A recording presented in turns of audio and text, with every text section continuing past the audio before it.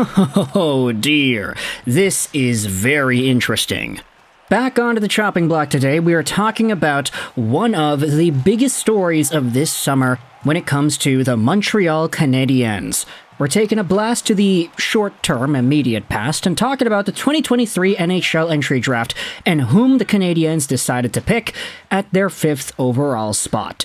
We're talking about the guy they chose, we're talking about the guy they didn't choose, and the big discourse that surrounded these names after the draft, because it's been a few months.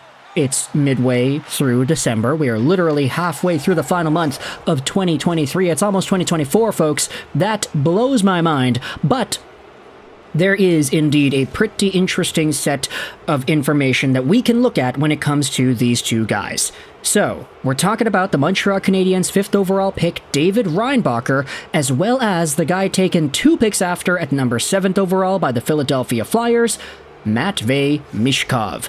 We're doing this entire thing because, as of the past few days, there's been quite a big discussion circulating on Twitter regarding these two guys and bringing up the entire sentiment that says, oh, the Canadiens made the right pick, or they made the wrong pick, they should have picked Michkov, taking Reinbacher was okay, stuff like that, right? Canadiens fans are kind of nuts about this stuff, so why not go out there and respond to some of the discourse? But before we go out there and read what some of the commenters, analysts, and scouts have to say, let's go over the profiles of these two guys individually and talk about how their seasons have gone. David Reinbacher, the Montreal Canadiens guy, is, as we have said, a big right-handed defenseman, 6'2", 194, signed to his ELC and playing for EHC Kloten in the Swiss League. Now, last year he had 22 points in 46 games played, a very good number for an underage right-handed defenseman. This year, he's got 5 points in 13 games, on pace for fewer points. And if you just take a look at the numbers in isolation, you could say, wait a minute, what happened here? This guy was so good that he went 5th overall, even though he was ranked to go somewhere in the 9, 10, 11, maybe even as low as 20 range by some different outlets at the draft. Montreal reached on this guy, and now he's playing worse? What happened here?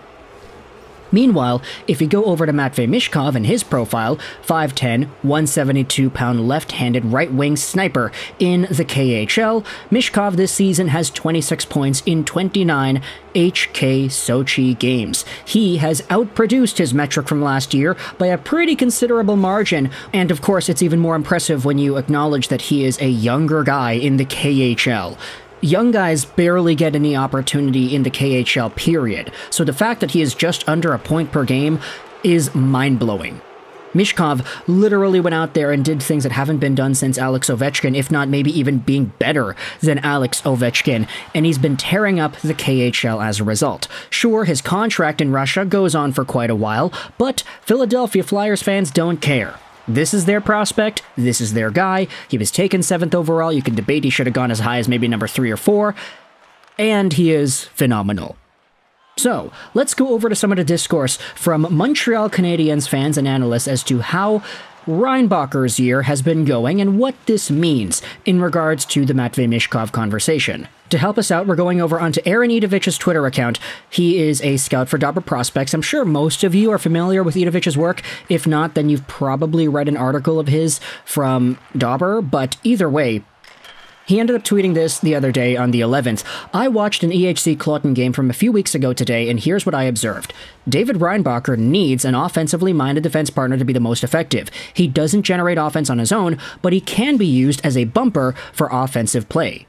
Here's another thing I observed, that EHC Kloten is absolute garbage. We aren't seeing the best of Reinbacher just because the team around him can't get the job done. He hasn't been helping, but he hasn't been hurting the team either. Until Reinbacher learns to unlock his top arm, plays will consistently die on his stick. Adam Nicholas will have to focus with him to make his active stick more fluid. Here's another note from Idovich's scouting. Reinbacher's gap control has improved since last season. His skating is far from amazing, but the way he paces his play, especially in the neutral zone, is a good sign of his adaptability. Another point made by the Dobber scout, Reinbacher is a project. He needs time in the AHL to learn how to be a consistent defenseman. I don't think he'll shine in any one part of the game, but the pieces are there for him to become a valuable NHL piece. I don't think he gets there for another 3 to 4 years, though. Stay positive, Habs fans. We are far from a complete rebuild here, but Slafkovsky looks great, and other prospects are performing great too. Just gotta hope Reinbacher works out as well. Not easy to be a guy in his role at 19 years old. And yes, EHC Kloten has not been great this season, and as a developing, young, right-handed defenseman, there is a lot of potential being put on the line when you toss this guy onto one of the worst teams in the league. But there still has been some growth, it's just not really reflected all too much in the numbers. Now, we did have ourselves another reply to this entire Idovich thread. In fact, this reply itself got more social media engagement than the thread itself. This is what Sean Hashim went out there and said, quote tweeting the Idovich tweet. "I find it hilarious that at draft time, much was said about the Canadiens not being able to wait for Michkov's contract. The contract was the boogeyman. Now, we're going to have to, quote-unquote, be patient with Reinbacher for 3 to 4 years, which is totally reasonable, but so was waiting for Michkov. People keep saying that fans can't handle a rebuild, but it's management themselves that wants to accelerate. And you know what? It's an interesting point. That because the Montreal Canadiens would not want to quote-unquote wait for Michkov, that's why they didn't take him and they took Reinbacher instead. Until after the draft, when we heard the comments made by Kent Hughes wherein he said, yeah, if Reinbacher wasn't a right-handed D, I don't know if we would have taken him this high. And that was some really concerning stuff to hear out of the Canadiens GM, and we made our videos about it, we talked about it, and y'all went out there in the comments and had a field day with this conversation.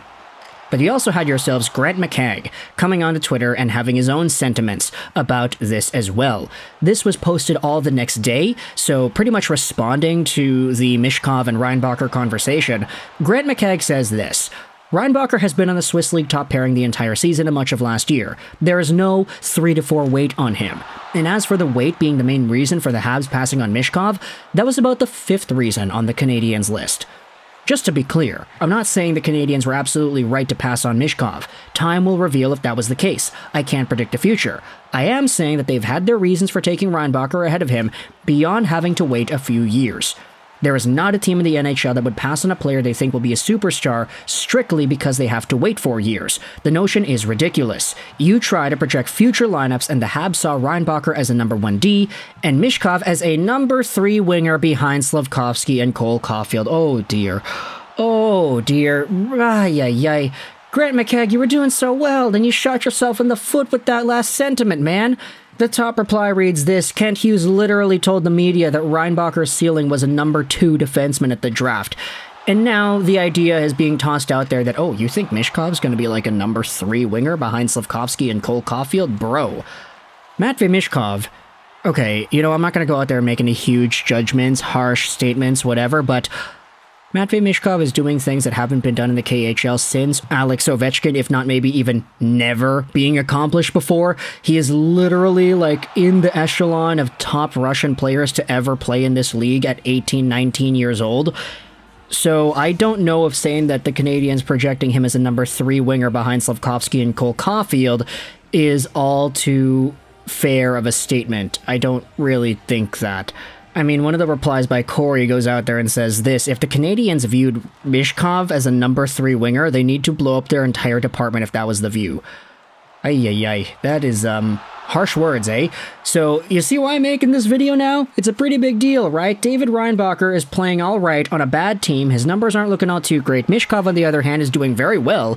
Everything's going his way, but now discourse has started out as to whether or not Reinbacher is going to be a guy who needs to wait a little bit longer before he actually gets NHL minutes. Does this add on to a waiting period that was apparently, maybe not so much so, a problem, depending on who you asked, in regards to Matvei Michkov? If you were not willing to wait 3 to 4 years for Michkov, what makes it different now that you want to wait 3 to 4 years for Reinbacher to become an effective player? Furthermore, do you think Reinbacher's ceiling is that of a number 2 defenseman, like Kent Hughes literally went out there and said? And do you think the idea of Michkov being a number 3 winger in his prime behind Slafkovsky and Caulfield when everything is said and done? I disagree with that notion, but I want you to let me know in the comments what you think about it. Is this a fair sentiment? Do you think that Michkov is not going to be that good? That if he was drafted by Montreal, he would be on the 3rd line because, hey, he can't overtake Slafkovsky and Caulfield, eh? Let me know your thoughts in the comment section below. I hope you enjoyed this video. And bye.